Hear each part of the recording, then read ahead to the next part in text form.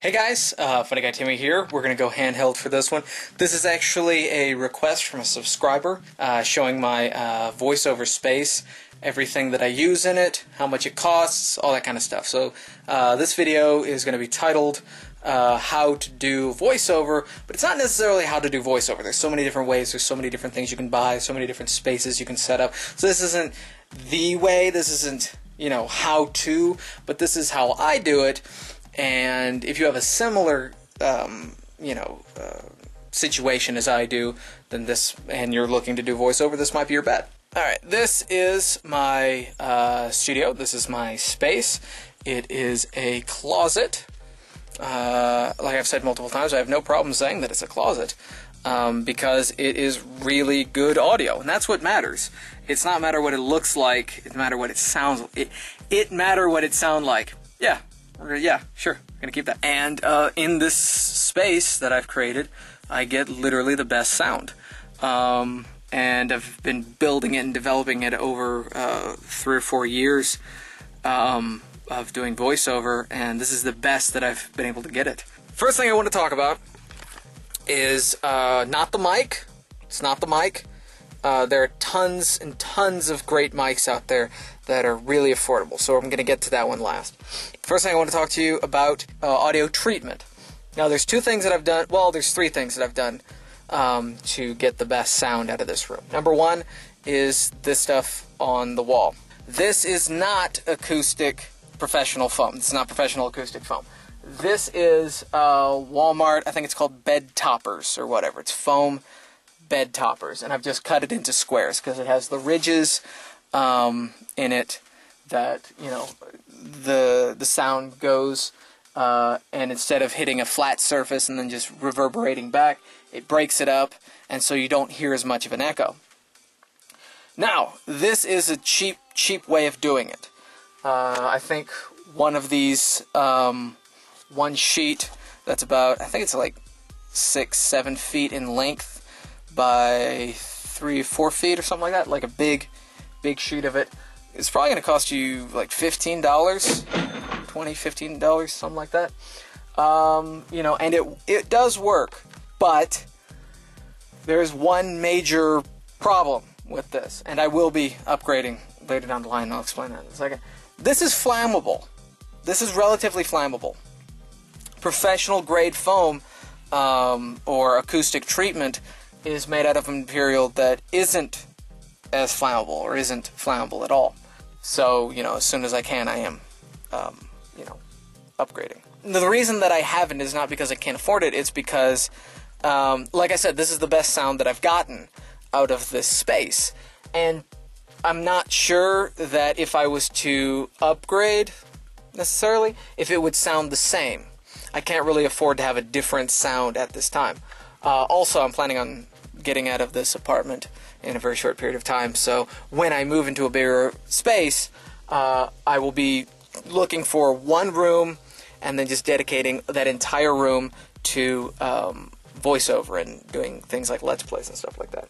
So, the foam, any flat surfaces, any spot that's like flat, place some of this stuff as much as you can. I basically have it down to the floor, on the ceiling, and on this wall as well.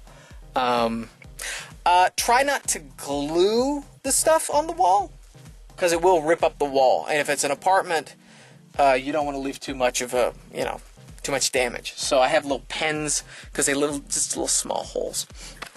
Alright, so that's the first thing that I did for audio treatment. Second thing is this blanket. This thick, it's like a quilt kind of thing. It's like a heavy blanket. It's not a mover's blanket. It's just like a large topper, like just a large bed blanket. And then I have a hook on the other side and a little ring right there so that I can clip it and then just let it go, and it covers this wall. So this will help prevent audio from going outside into the other room that's relatively echoey, and it'll also prevent any audio that does make it out there from coming back in and then being heard in the mic. So, but what I would suggest is getting what is it called? Producer's Choice blanket. It's about 8 feet by 6 feet, I think. It's a very large, heavy blanket. It's designed to block out sound. This does a good job, like I said. It's working for me. I've done some high-end voiceover in this space, so I'm not planning on changing anything unless I can still hear something. There's really no reason for me to change until I move. If you're in a closet that has a door, then you just place this stuff on the door, basically. Okay, the third thing that I've done, kept all this clothes in here. Again, it doesn't matter what it looks like, it just matters what it sounds like. I've stated before, I've tried taking this stuff out of this space. I've tried like cleaning up my entire space and making this just voiceover, but the more I took out, the more reverberation, the more room noise, the more bass, the more sharpness I could hear. The more stuff that's in here, especially if it's clothes or a fabric material, the more it eliminates audio, the more it eliminates echo. So, if it sounds great, that's all that matters. If it sounds great, leave it.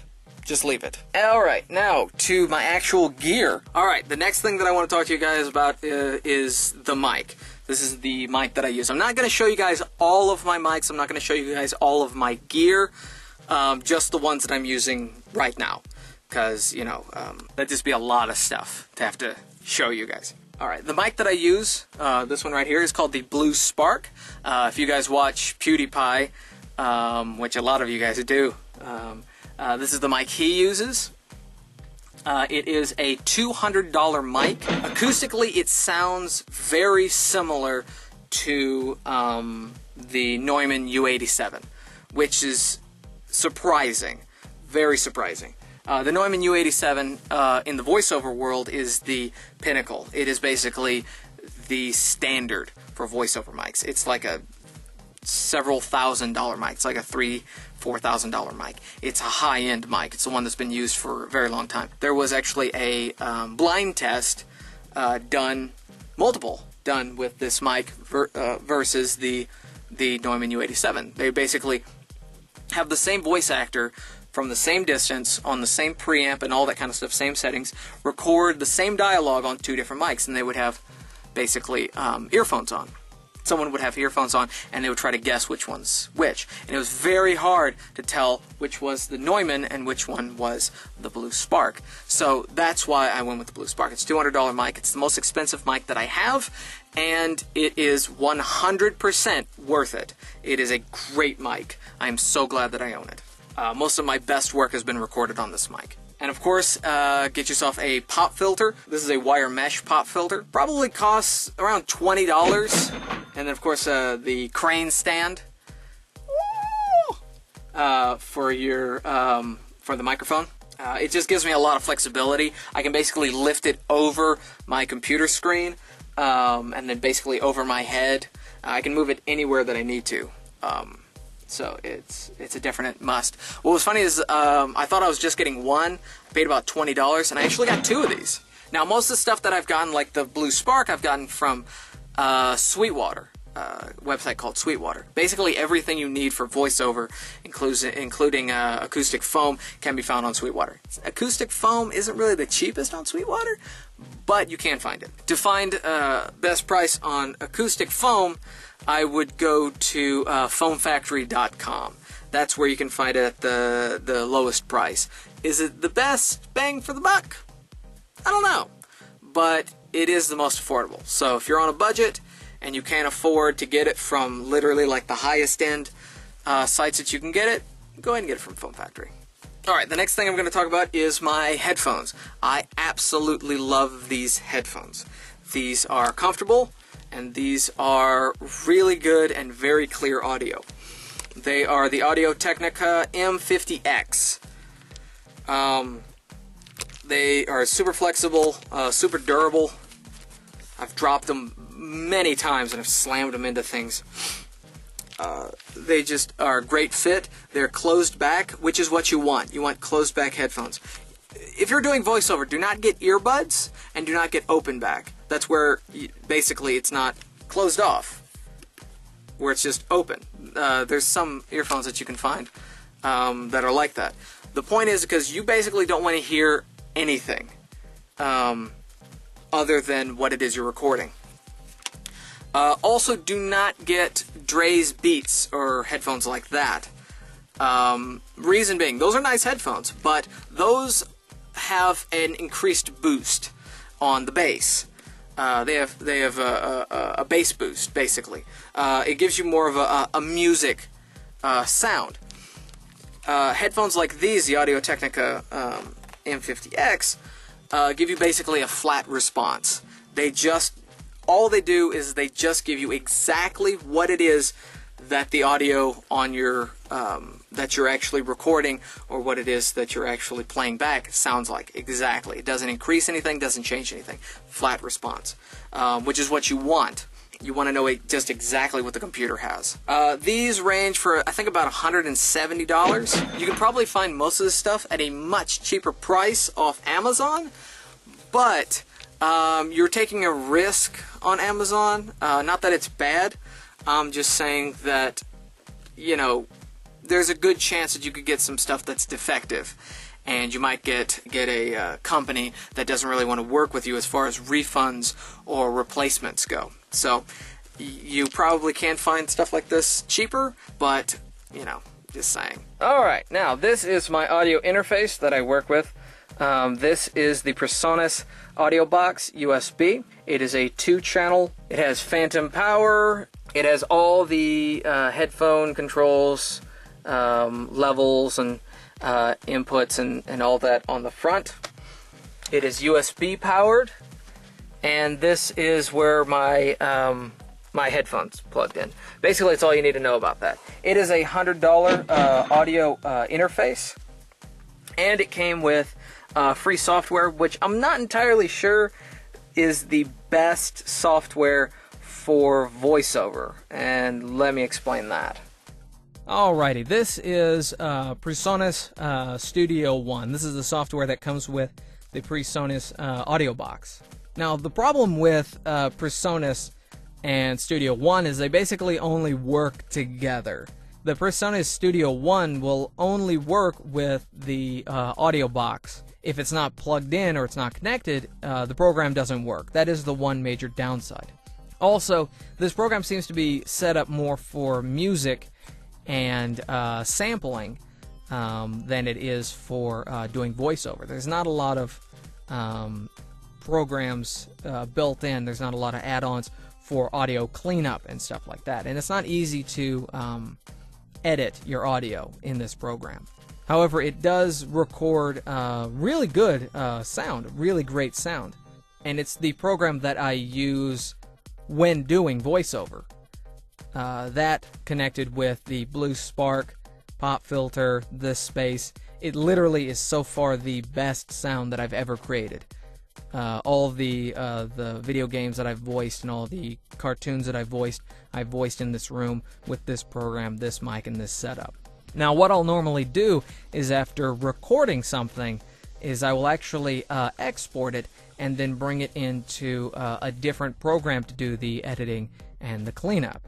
And I'm going to do that right now, show you guys what I do. Alright, and then I'm just going to select this, bring it to here. Alrighty.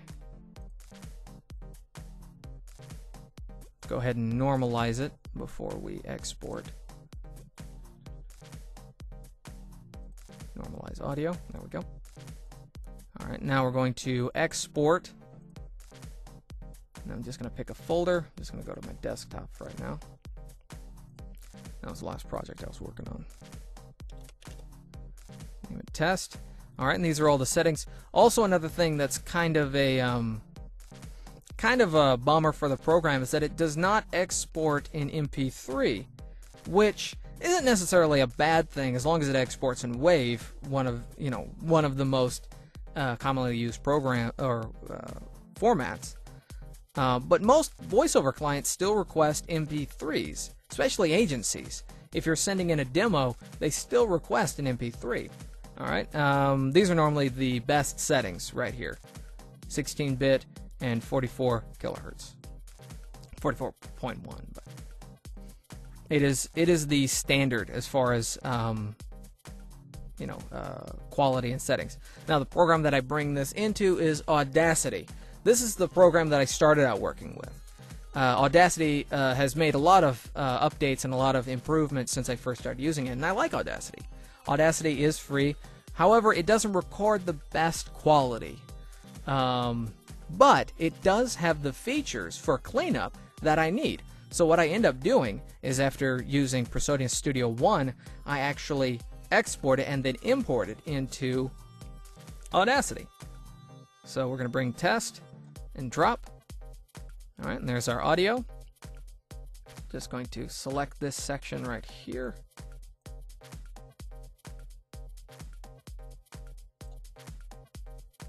Alrighty. Listen to it. Alright, cool. And then we're going to grab this. This is remove noise. Again, I'll show you that again. Alright, remove noise. I'm going to click get noise profile. I've selected basically silence of me not talking. And so I'm going to tell basically the software that is the kind of stuff I want to get rid of. So then I'm going to double click. It's going to select the entire thing, and then I'm going to hit this again, remove noise, but instead of hitting that, I'm going to come down here to click OK. Now, these settings are basically what these are my standard settings. Over the years, I've tweaked them, and again, this is the best settings for the space and the mic and all that kind of stuff. So I don't touch these. These settings stay the same. Then I just click OK, and then it's going to process, and you're going to watch. Yep, there it is. All that stuff is gone. So now we can basically just listen back to it. However, it does record really good sound, really great sound. Okay, and so then what I would do is I would take out sections, highlight, and then just hit delete on my keyboard, and it would just eliminate those segments that I don't want. Same thing right there. I can also come in if there's like a lot of popping or some kind of random noise. I can highlight that and then click this right here. That will just silence it. That's all it was, just make it silent. So if I like didn't want that completely, I could delete or just hit silent, and then Control Z, want it back. I can also come in here and normalize it again, just in case it didn't properly normalize. The best setting for normalizing, and most agencies, most websites, most clients will request this, -3 dB. Remember that, -3 dB. When you set everything to -3 dB, you're basically preventing from your audio peaking, which is that plus pops, mouth noise, and sibilance is the worst noises to have. That's where you get that your audio is so loud it has this buzz or this hum. So you put it at -3 dB, and now we can export this as an MP3 right there.